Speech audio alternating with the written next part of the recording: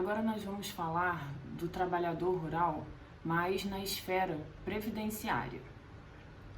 É considerado trabalhador rural toda aquela pessoa física que exerce suas atividades no meio rural. O trabalhador rural pode ser classificado como o empregado rural, o autônomo, ou contribuinte individual, o empresário rural ou o segurado especial. O empregado rural é toda pessoa que trabalha no meio rural com vínculo de emprego, numa relação trabalhista.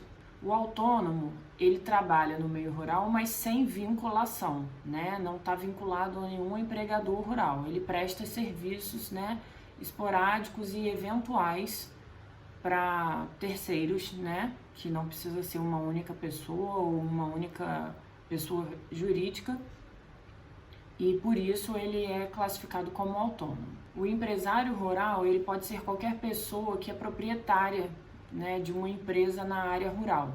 Esse empresário rural também vai contribuir para o INSS como autônomo, como um contribuinte individual, porque não existe a classificação de empresário rural.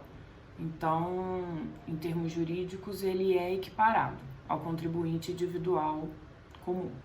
Para fins de aposentadoria, nesse aspecto previdenciário, essa classificação não tem grande relevância, porque todos esses institutos, do empresário rural, empregado rural, autônomo, todos eles são considerados como trabalhador rural e têm a mesma legislação aplicada. Esse segurado especial, ele vai ser qualquer pessoa, que trabalhe na área rural e que tenha uma terra, seja proprietário ou arrendatário, ou por comodato, que ele viva da produção, dessa terra, em que ele reside com a família, e às vezes a mão de obra é utilizada, essa mão de obra familiar. Todos estão ali para essa produção, e possibilitam o sustento da família com essa propriedade rural. Pode ser que eles vivam do comércio, da venda dessa produção ou não. Ainda assim, eles são considerados, segurados especiais. Inclusive, toda a família, não só aquele empregado rural, toda a família pode estar caracterizada como segurado especial. Em regra, esse empregado rural, esse proprietário rural, ele não deve utilizar da mão de obra assalariada, porque como é considerado essa unicidade, familiar, não deve ser utilizada a mão de obra assalariada.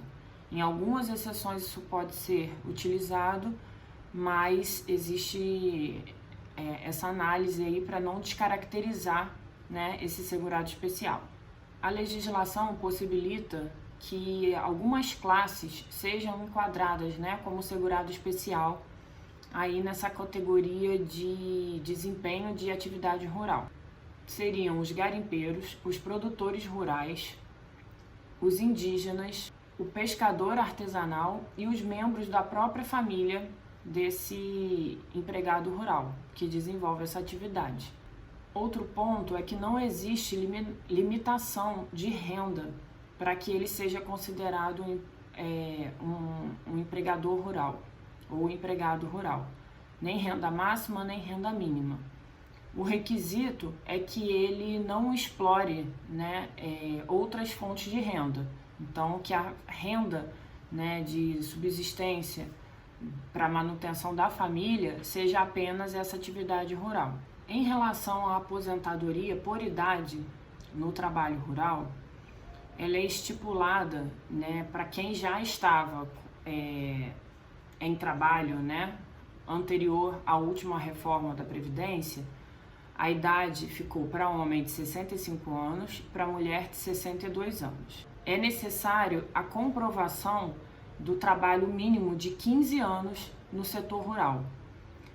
O trabalhador rural tem a especificidade que ele não precisa comprovar recolhimentos ao INSS. Ele tem que comprovar que efetivamente trabalhou por 15 anos na área rural. E aí ele já vai ter direito Então, completando esses requisitos, há uma aposentadoria por idade. A aposentadoria por idade, ela será sempre de um salário mínimo. Não existe outro cálculo, né, para esse benefício.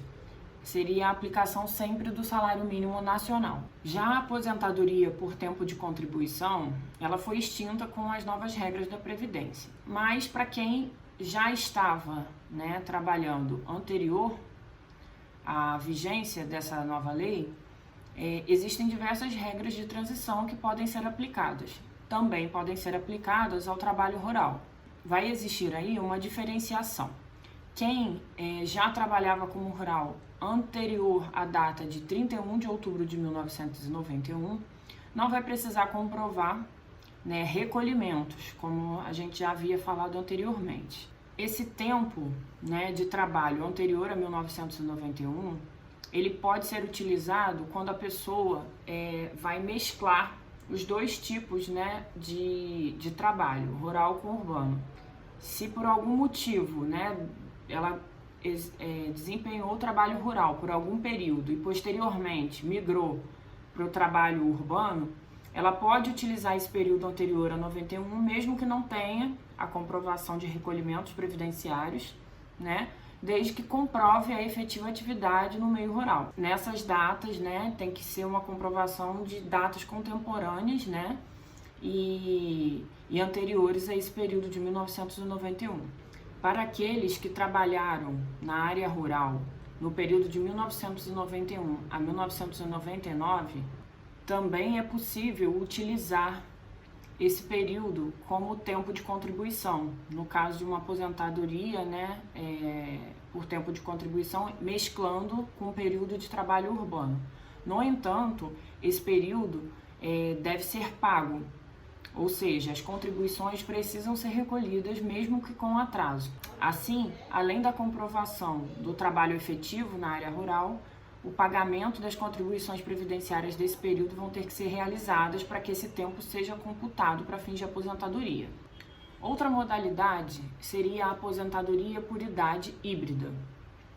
Isso se aplicaria ao caso do trabalhador rural que migrou para o trabalho urbano e tem o intuito, né, de se aposentar por idade, pois apesar dele estar mesclando, né, um tempo de rural com um tempo urbano, no ato do pedido de aposentadoria dele, ele não ostenta, né, mais a situação de empregado rural, o que muda as regras para ele.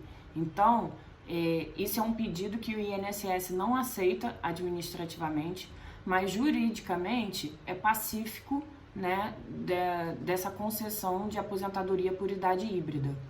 Então, na esfera judicial, é possível conseguir a concessão desse benefício. Assim, quando a solicitação for feita para a concessão do benefício de aposentadoria, né, já no trabalho urbano, o INSS, em geral, não vai computar o período como trabalho rural, porque estaria mesclando uma regra com a outra. No entanto, aquele trabalho efetivamente foi realizado, então o trabalhador tem direito, né, de utilizar aquilo como carência para a aposentadoria urbana. Então, esse tempo pode ser computado. Um dos questionamentos muito comuns é que tipo de documentos o trabalhador rural poderia comprovar, né, todo o desempenho dessa atividade rural por um determinado tempo.